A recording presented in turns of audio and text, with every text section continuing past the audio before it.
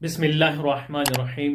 हज़रत मोहम्मद मुस्तफ़ा सल्लल्लाहु अलैहि वसल्लम को 40 साल की उम्र में पैगम्बरी रिसालत दी गई।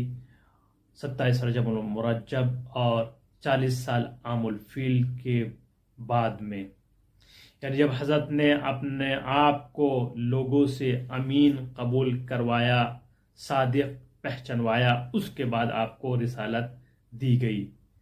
और ये वही रोज़ है हज़रत की नबुवत का आगाज़, रिसालत का आगाज़, नुज़ूल कुरान का आगाज़, वही का आगाज़ इसी दिन से होता है।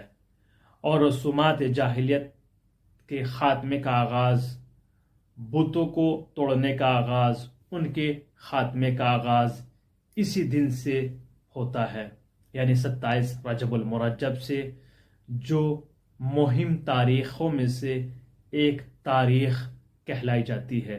आप फुल वीडियो वॉच करने के लिए नीचे लिंक दिया गया, वहाँ से फुल वीडियो वॉच कर सकते हैं, जिसका लिंक डिस्क्रिप्शन में नीचे है।